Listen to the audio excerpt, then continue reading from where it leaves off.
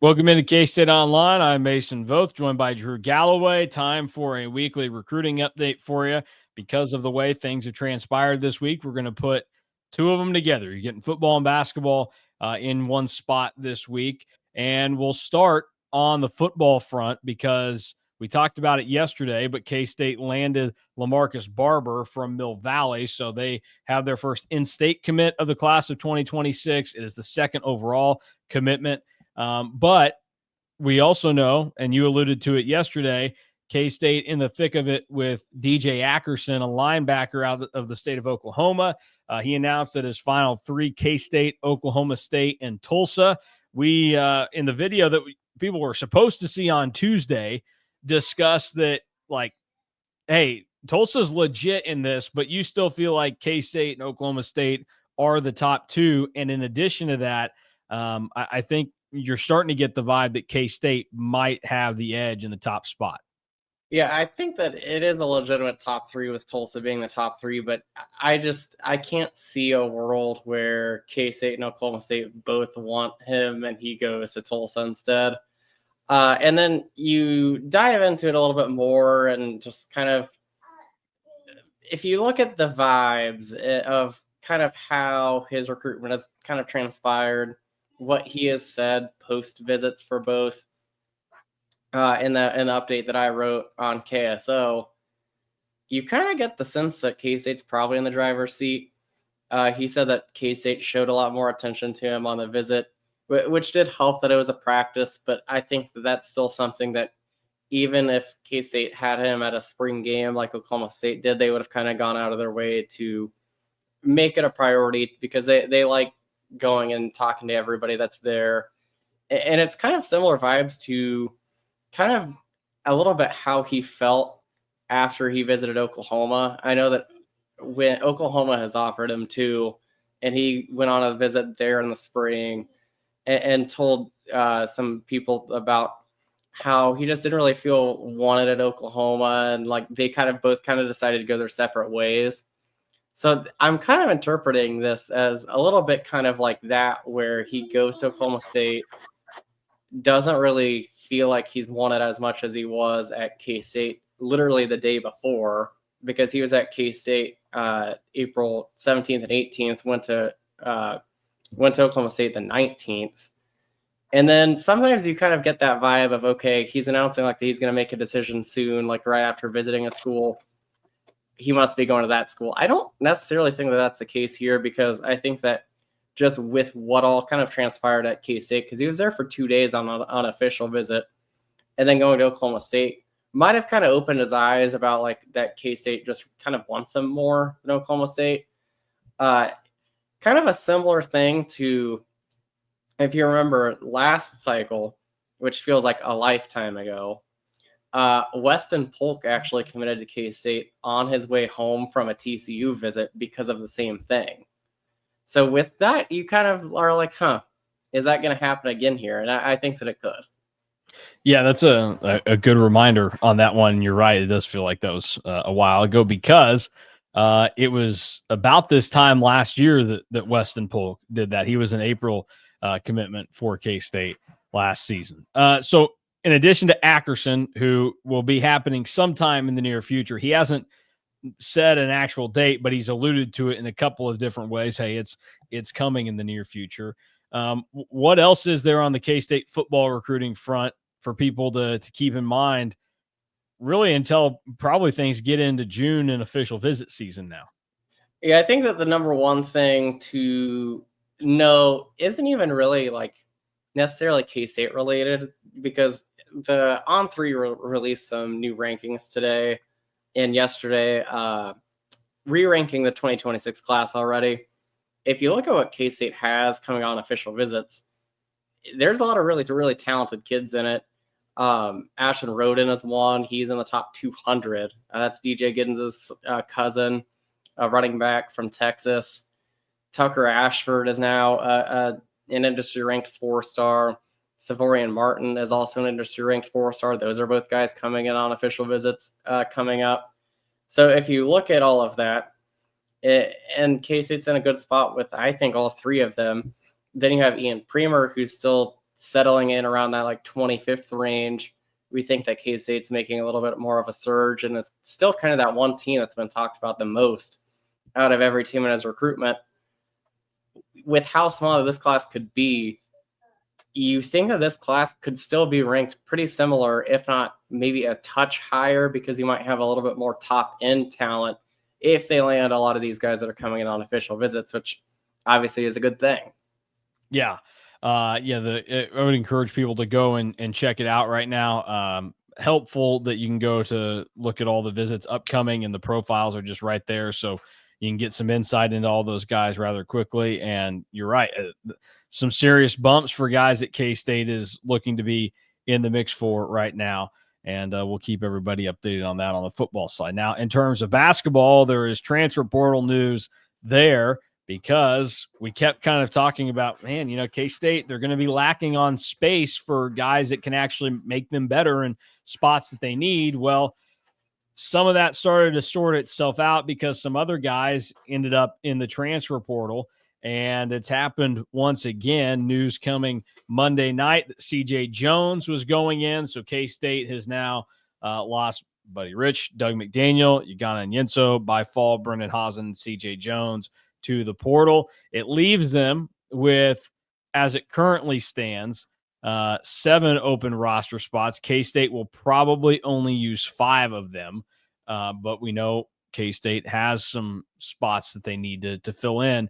What can you tell people about the CJ Jones departure, and if it means anything substantial for K-State?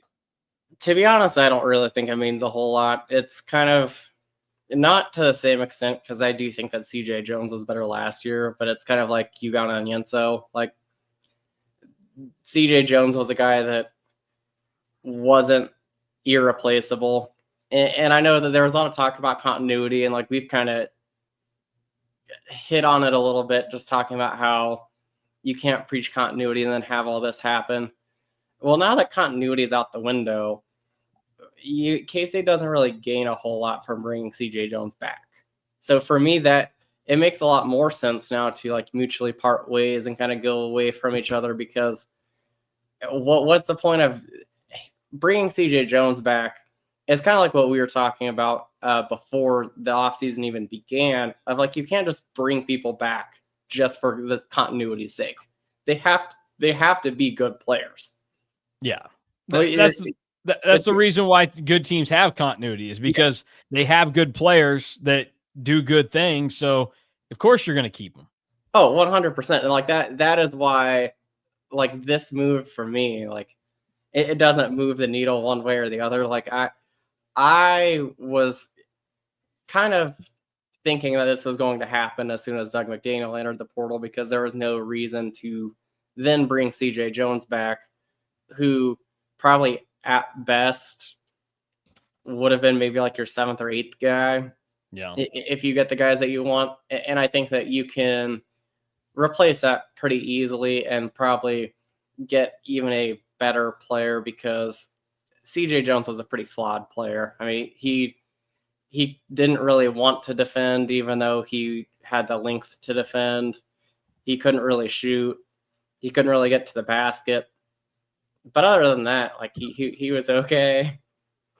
Yeah, you've laid out a really encouraging case for CJ Jones there. Yeah, look, roster continuity to me, it's a lot like people that stay in marriages that should probably just be a divorce, It's probably not going to get any better for you. If you already hate this person, staying married is probably not going to solve your problems there.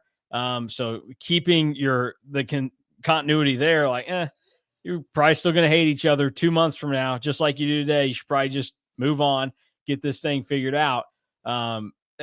It doesn't do you any good to keep guys just to keep guys. Like, there has to be value in keeping them. And I said it with the Doug McDaniel thing when people brought it up. If Doug McDaniel didn't enter the transfer portal, it was a good sign for K-State, because it would have meant that Doug McDaniel was bought in. He was ready to help. I think he would have given you some better consistent play next season. But I said, if he does enter the portal, he did you a massive favor, because it shows that no, he wasn't down for what was going to be coming his way. And he also instantly took his stuff to like a place that it's about to be sold. So he definitely was not ready to play next year. And then I think with like CJ Jones, he's a guy that could have had a spot on next year's team, but you just don't know what it's going to be. And guys like that, you can't guarantee something to, because CJ Jones isn't that type of player. So if they don't want to be here for that role, nobody's hurt by it. You move on. It's doing you a service if you're Jerome Tang and K-State, because now you can go out and find more guys that actually fit what you need and might be players of a higher caliber to make you better. So it's another one of those that's just not a meaningful loss to K-State. But when you preach roster continuity, this is where it's just like a lot of messages getting changed on the fly for this staff. And that's the one spot where you might get a little concerned about, are they going to be able to put this train back on the tracks, because they seem to be so scatterbrained with what is it that's going to make us good again. And one day it's roster continuity, the next it's, hey, we got to blow this thing up again. Like, we've seen the blow it up, we've seen the get them to stick together, and I think you have to pick one and stick with it. And the wise one would have been, hey, these guys weren't good enough this year. There were serious concerns about what they could do and buy in, not just for like the team and like the coaching staff, but really just for their other players. Like, I think there were a lot of guys that weren't down for the team concept. I think they were just more like, what I got to do to make myself look good, and maybe we'll be good along the way. This team is in a better spot now because these guys are leaving, just because it gives you the opportunity to improve. It doesn't mean K-State's going to be better, though, but you needed this to happen to have any chance of being a good basketball team next year. And that, I think, just kind of highlights the overarching point that we've had throughout most of this offseason, where like the year to have good roster continuity was probably like last offseason and not this one. And where if next year is better, which Lord, I hope so, but if next year is better, like, you're going to want to bring guys like Nate Johnson and Abdi Bashir back. That is the kind of roster continuity that you want to have. If your team is good and you're losing guys, that's more the issue than I think if your team is bad and losing guys. Yeah. Because, although last year, Nate Johnson probably won't have eligibility. Well, although who knows? I was about to say, but who knows? Because you never know in this day and age. But that's where like an overarching kind of point of continuity for continuity's sake. Last year, we poked fun at them during last offseason. Like, Cincinnati could have probably afforded to lose a guy or two that they didn't really need to try and upgrade. Yeah. Like, last year, they brought everybody back, and they got improvements from other guys, but some guys regressed, and they probably would have wished that they would have had a roster spot to upgrade. Yeah, they're the perfect example of it. Like, if you keep together the same guys that were average, they're probably going to be average next year. Like, nothing changed in Cincinnati's situation this year. It was the same coach, the same players. They're probably going to give you the same result, and they did. So I think that's one of those deals where the good teams have it because, well, we got good players. We're going to keep them around. Like, they fit. This is so much more about obviously talent, but then within that, just a personality fit. I think it's so important now in college basketball because, as we saw, K-State had the right personalities in year one of Jerome Tang. None of those guys had ever played for Jerome Tang before. So it was essentially like the entire team were transfers, and they were really, really good. It didn't matter that they all were first year at K-State, first year playing for Jerome Tang. We've seen now the last 2 years it hasn't worked out. And why is that? Well, I think you don't have some of the guys that can glue it together a little bit better with their personality. And you don't have enough guys that know and play their role well. And I think you have some guys that know their role but can't play it well. And I think you had other guys that didn't know their role and were trying to do something else. And that's a problem. So K-State now has the opportunity to go out, look for some more guys. We know that, it'd be nice for them to still get a guard that you trust to be your number one in terms of positionally, not necessarily, you don't need him to be your top scorer. A big would be nice, a competent big, and that is like legit down there, not just, they've got a lot of tweeners right now where you're like, well, you're probably looking at a bunch of 6'8" guys trying to figure out the five. I know as we're recording this, I saw Baba Miller from Florida Atlantic's in the portal. Again, that was someone K-State took a run at last year when he was transferring from Florida State. Maybe that's somewhere they go. Also, they're looking around in many different areas. Jordan Ross is a name that's been thrown around, a guard from St. Mary's this past year. So there are a lot of names still out there, and we know that the international opportunities are still there. Elias Rapiak and Andre Kostic seem to be the two biggest names that you need to be aware of if you're a K-State fan. If they were to get those two guys, then this is a solid-looking team on paper, as based on what you would project guys to do. And then it'd be nice if they could add, probably two more guys at least in the transfer portal that you say, okay, I can see how those guys would see the field in a significant way and help us next season. But again, I'm not trying to sell anybody false goods here. They can do a lot of good things in the portal this offseason. It's still going to be approached with a lot of skepticism by me. And I still have that right now when I look at the roster where I go, yeah, they're maybe better from a certain standpoint and they've gotten some good additions, but they don't have anything that really ties it together yet. Like I look at, they haven't done anything for me to take my stance differently on the Kamari McGriff situation where I go, I think that's a good pickup for somebody. It doesn't feel like a good one for K-State right now. That can change.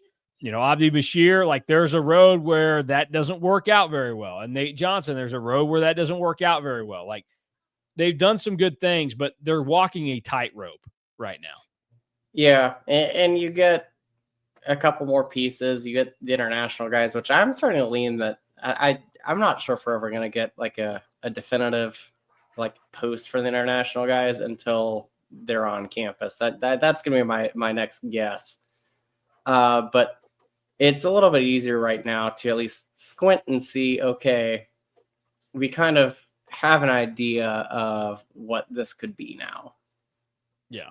There's a path to it. It's not well lit.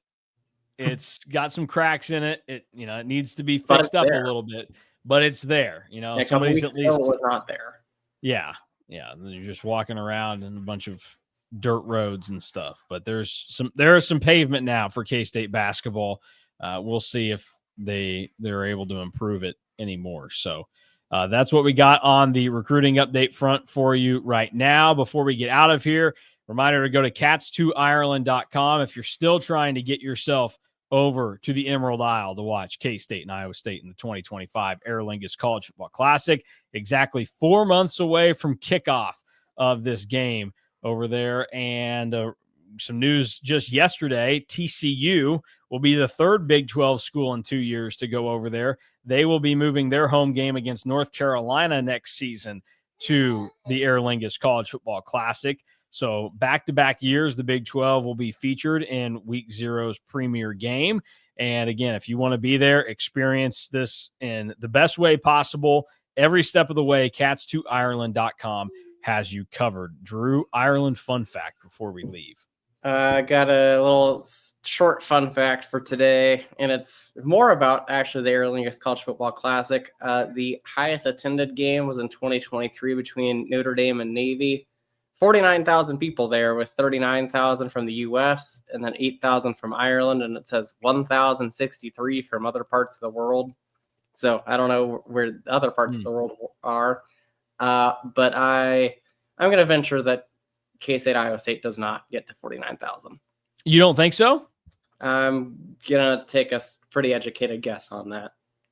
I don't know. I think the Aer Lingus people seem to be pretty optimistic about the numbers that are being produced here. So I'm gonna go out on a limb and say, no, I'm not gonna do that. but I think you'll be surprised. I think it could approach. That is a large number. I The think it stadium will be. holds just over 51,000. I think it'll be well attended, but Notre Dame has a bigger fan base than K-State and Iowa State put together. Well, yeah, true. But how many of those people actually have the means to, go watch them play? I know a lot of people that consider themselves Notre Dame fans. I don't know that they never went to Notre Dame. I don't know that they're going to fund their way to Ireland to watch them play. I still think that they probably had more people there. Yeah, they probably did. We'll see though. I think you're underestimating the unification of K-State and Iowa State fans here though.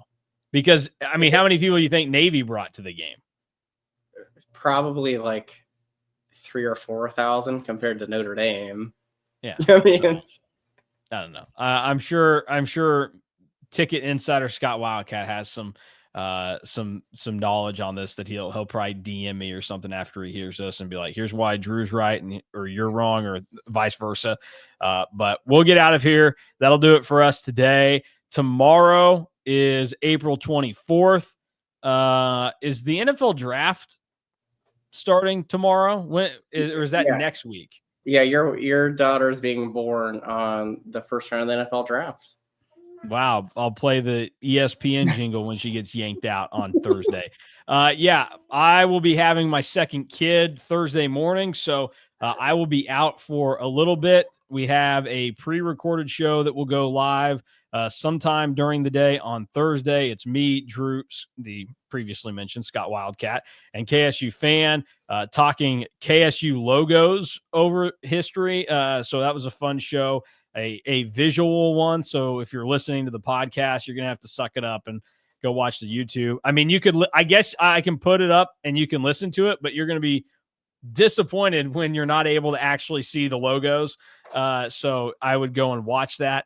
But we'll have that. And then, we'll see what else comes out while I am dealing with a little stay in the hospital with a newborn and then back home and all the fun that entails. So we'll get out of here, back again sometime. If news breaks, you know where to go. It's not right here for the time being. You have to go to the physical website, get to KStateOnline.com, sign up over at On3. If you're not, get your access to the inside info, premium message boards, and a whole lot more. And plenty of good coverage on K-State in the transfer portal. And if DJ Ackerson decides to commit to K-State, while I'm away, you'll have the full coverage there as well. We're out of here. Talk to you again sometime.